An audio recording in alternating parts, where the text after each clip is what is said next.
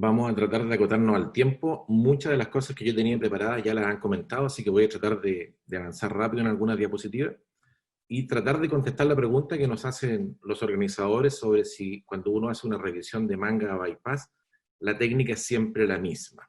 ¿Mm?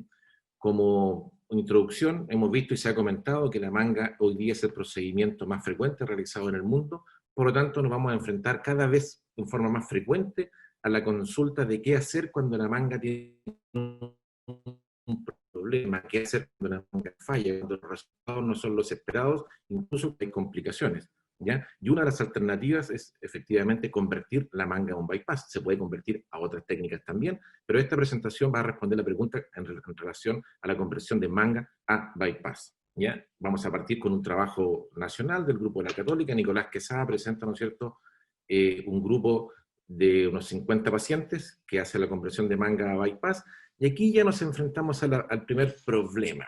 Habitualmente los trabajos mezclan o no los segmentan adecuadamente cuando uno hace el análisis un poco más detallado de las razones o las indicaciones por la cual se va a convertir una manga a bypass. En este estudio, por ejemplo, la reganancia es un poquito más de la mitad, el reflujo un tercio de los pacientes, y ya problemas técnicos o complicaciones quirúrgicas como la estenosis representa casi un 15%. ¿Ya? Pero la evaluación de los resultados se mezclan todos estos grupos, pero podemos ver que la pérdida de exceso de peso no es mala, 61% y 67% al año de los 3 años respectivamente. El 90% resolvió su problema de reflujo y el 100% resolvió los síntomas que tenía con respecto a su estenosis. Por lo tanto, parece ser una muy buena alternativa, independiente de la causa que origine el problema. ¿Ya? Acá tenemos otro estudio, ¿cierto?, con 47 pacientes. Nuevamente mezclan aquí, la principal causa son las complicaciones mecánicas, incluso fístula, estenosis, torsiones, etc. El 40% aquí aparece el reflujo y un 2% específicamente en fístula. Los resultados también son mezclados, cuesta hacer un análisis más acabado de qué se está haciendo en cada uno de los grupos. ¿Ya? Este ya es un grupo un poquito más grande, 89 pacientes, pero aquí la indicación de conversión es mayor aún, ¿ya? Y nuevamente tenemos el problema de que cuando uno va a buscar el detalle técnico de qué le hacen a estos pacientes, en general, lo que se describe es que la técnica es la misma. De hecho, defienden el intento de estandarización de la técnica frente a la conversión. ¿Ya? Este grupo hace la primera diferencia, ¿no es cierto?, entre los resultados si es que la indicación es por reflujo o por reganancia de peso, ¿ya? Y separa estos dos grupos y los separa en el análisis y de los resultados. Ahora, el problema de este trabajo es que son poquitos pacientes, es un trabajo retrospectivo y en un centro que no tiene más de 130 casos por año. Pero, ¿qué cosa interesante uno puede deducir de esto? Cuando es por reflujo, primero el índice de masa corporal es más bajo cuando se presentan a la conversión. Estamos hablando de índice más 30 en el momento de presentarse a la conversión, y estos pacientes, uno de los primeros temores que tiene el cirujano al ofrecerle una conversión de manga a bypass en un paciente que tiene reflujo o que la indicación principal es el reflujo y no la reganancia, es que este paciente podría perder peso en exceso. Ustedes ven que a los 6 meses, a los 12 meses y a los 2 años, el índice de masa corporal de 30 baja a 28,5. Cuando estos pacientes no enflaquecen más allá de lo que necesitan perder peso. Cuando uno lo compara con el grupo de los que se convirtieron por pérdida de peso, el índice de masa es mayor, 43 al momento de la indicación versus 30 del grupo anterior, pero cuando uno ve la indicación primaria de estos pacientes, ya tenían un índice de masa demasiado alto, 53 versus 45 en el grupo que consultó finalmente por reflujo. Y aquí los resultados son malos. Son malos, pero no estamos hablando de más de 10 pacientes, entonces 8, 7 pacientes. Por lo tanto, la verdad es que sacar conclusiones muy válidas es difícil. Para responder solamente que el 80% logra resolución de su reflujo, como ya se ha dicho, es una muy buena alternativa para el reflujo, y haciendo un análisis de otros trabajos, siempre los resultados son sobre el 80% de respuesta. Y cuando los autores buscan información con respecto a la baja de peso, los resultados son un poquito más heterogéneos, no es tan evidente como con el reflujo, ¿ya? Y aquí tenemos desde buenas respuestas hasta muy buenas, pero la verdad es que los resultados son bien heterogéneos. Nosotros presentamos nuestra experiencia en el Congreso de Dubái, en el año 2018, justamente hicimos una propuesta de que cuando el paciente tiene la indicación de conversión de manga a bypass por reflujo versus por reganancia de peso, deberíamos tener algunos tips técnicos para poder optimizar nuestros resultados. De aquí me voy a apurar porque muchas de estas cosas se han dicho. Introducción, ¿no es cierto? Lo primero, los criterios del reflujo. Se habló bastante, el doctor Cortés nos dejó muy, muy bien ilustrado, y nosotros quisiéramos solamente recalcar el tema de que el reflujo por manga, en nuestra opinión o en nuestro análisis, tiene dos grandes componentes. Uno es el componente de la pirosis, que se maneja muy bien con los inhibidores de la bomba de protones, pero el otro es el componente de la regurgitación. El paciente refiere que se agacha a abrocharse los zapatos y se devuelve el desayuno, que tiene que dormir semisentado. Cuando uno analiza en la consulta de estos pacientes y le hace una buena anamnesis, sabe que los pacientes donde predomina la regurgitación son los que probablemente van a llegar a la cirugía porque tienen una peor respuesta al tratamiento médico. Obviamente los pacientes que tienen esófago de Barrett también van a tener una indicación quirúrgica temprana. Y para los criterios de reganancia utilizamos aquellos pacientes que tenían un índice de masa corporal superior a 30 al momento de la consulta, o que habían recuperado más del 50% del exceso de peso que habían perdido.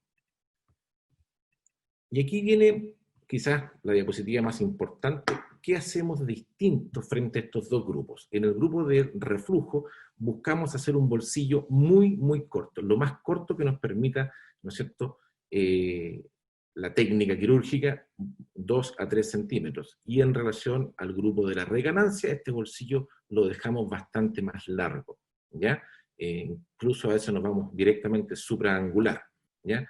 En el grupo del reflujo buscamos y reparamos dirigidamente la hernia hiatal, aunque el esofagograma o la radiografía de esófago estómago duodeno no nos informa una hernia hiatal, la vamos a buscar dirigidamente. Muchas veces disecamos el pilar derecho y somos bastante obsesivos con buscar y reparar una hernia hiatal. Me voy a dirigir ahora al grupo del reflujo para no estar cambiando a cada rato.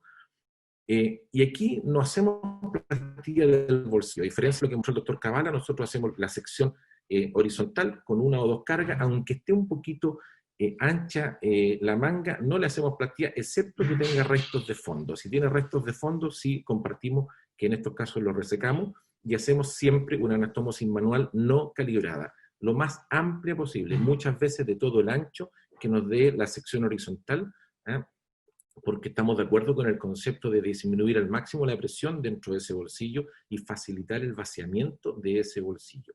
El asa biliar aquí la dejamos lo más corta posible, siempre menos de 50 centímetros, y una asa alimentaria consideramos que con 100 centímetros es suficiente. Recuerden que estos pacientes en general tienen un índice de masa más bajo. El 60% de los pacientes que nosotros convertimos de manga bypass por reflujo tienen índices de masa de menos de 30. Por lo tanto, no buscamos que estos pacientes pierdan más allá de 4 o 5 kilos con todo el procedimiento. En cambio, en el grupo de la reganancia, donde el objetivo es que pierdan peso, insisto, un bolsillo largo, hasta 8 centímetros y a veces quizá un poquito más, reparamos hernia hiatal cuando es evidente. Esta es como laxitud del hiato, la verdad es que las dejamos tal cual y no somos obsesivos en ir a disecar el pilar derecho. Cuando el esofagograma nos informa una hernia hiatal, por supuesto que sí la vamos a reparar. Y aquí sí siempre hacemos plastilla del bolsillo, habitualmente nuestro promedio es de 7 a 8 años de la conversión, así que estas mangas habitualmente están ya un poquito más anchas, usamos una sonda 34 French y nos vamos bien pegaditos y usamos 2 o 3 cargas verticales, como mostró el doctor Cabala, para dejar un bolsillo largo y angosto. Buscamos restricción, una anastomosis manual calibrada con una sonda 34 French, y aquí otra diferencia importante, dejamos una asa biliar larga, una asa biliar de 150 centímetros, hay varios estudios que demuestran que los pases de asas largas, o que el mismo concepto de la derivación biliopancreática es de ir a distalizar un poquito la IDRU o el bypass o lo que se quiera hacer. Y el asa alimentaria aquí de regla la usamos de 150 centímetros. Como ustedes ven, las dos cirugías es un bypass, pero tienen algunos detalles técnicos que creemos nosotros son importantes para los resultados. nosotros tenemos un 3% de cirugía revisional, perdón, y la gran mayoría de nuestras cirugías son manga, ¿ya? La gran mayoría de nuestra cirugía revisional es compresión de manga a bypass, ¿ya? Y el año 2017, cuando presentamos este trabajo, nosotros teníamos estos números, es más o menos un tercio era por reganancia, un tercio por reflujo y un poquito menos del tercio era una mezcla entre reganancia y reflujo. Esto quiere decir que el paciente tenía un índice de masa de más de 32, pero además tenía un reflujo importante. Quisimos actualizar estos datos y hoy ya no son los 28 pacientes que presentamos en 2017, hoy ya tenemos 59 pacientes, si ustedes comparan con los resultados publicados, es una serie bastante importante, sobre 2.000 mangas, y ya la indicación por reflujo ha ido ganando importancia. El 42% de hoy día de nuestras conversiones son en pacientes que no han reganado peso, pero tienen un reflujo que a nosotros nos parece intratable, y el 36% es por reganancia. Ahí se viene la diferencia en estos datos técnicos. Cuando uno hace el análisis global, ve que el paciente se le hizo la manga con un índice de masa 37, logró bajar de peso, pero ya a los 7 años promedio tenemos a una cohorte que ha reganado a un índice de masa de 36 como promedio. Pero siguiendo nuestro análisis y forma de pensar, si los separamos, en el grupo que consulta por reganancia, que partió con un índice de masa 37, ya está en índice de masa 39,8. O sea, estos pacientes tienen un índice de masa más mayor que el original, incluso de su cirugía de manga, y si lo comparamos con el grupo que consulta por reflujo, parte con un índice de masa menor, al igual que los trabajos mostrados, y fíjense, 31 de índice de masa promedio, o sea que hay muy pocos pacientes que tienen índice de masa sobre 30 o 32. Por lo tanto, nos parece que son dos grupos distintos y que deberían hacerse también algunas consideraciones distintas. El grupo de la conversión, a diferencia de estos resultados heterogéneos, nosotros nos ha ido bien al año, al segundo año, con un índice de masa de 39, logramos bajar a 26, 27 que se mantiene en el segundo año. El problema es este, ¿qué va a pasar con la evolución a largo plazo? Y ahí fallamos en tener porcentajes altos de seguimiento. Con respecto al reflujo, los resultados son bastante más consistentes. Todos los pacientes mejoraron los síntomas, que es muy importante, y los hallazgos endoscópicos. Todos nuestros pacientes se operaron con endoscopía preoperatoria y seguimiento de los 12 meses.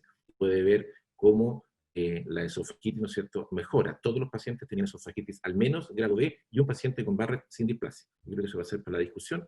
Ya nosotros tuvimos 3 pacientes con morbilidad, 2 obstrucciones transitorias de la enteroanastomosis que se resolvieron de forma espontánea y una estenosis en este intento por dejarla lo más fina posible de una gastroyeyunoanastomosis en un paciente del grupo de la reganancia que se mejoró o se trató con un episodio de dilatación endoscópica. No hubo complicaciones mayores, no hubo reoperaciones y no hubo mortalidad. Y para terminar, nosotros podemos concluir o podemos resumir que los pacientes pueden tener indicación de conversión de manga a bypass por distintas razones, entre ellas las más estudiadas y frecuentes son la reganancia de peso o falla en la pérdida de peso, el reflujo patológico o una estenosis, torsión o fístula de la manga. ¿Ya? Las distintas indicaciones de compresión determinan grupos distintos de pacientes que, por lo tanto, a pesar de que todos van a un bypass gástrico, deberían existir variantes técnicas acordes a cada grupo. Esa es nuestra propuesta. Creemos que lo que hemos presentado nos parece razonable. Por supuesto, esto debe ser refrendado con más estudios y con grupos probablemente colaborativos para que no sea un solo centro el que plantee. Una imagen de nuestra querida Universidad de Concepción y de nuestro grupo de trabajo. Muchas gracias.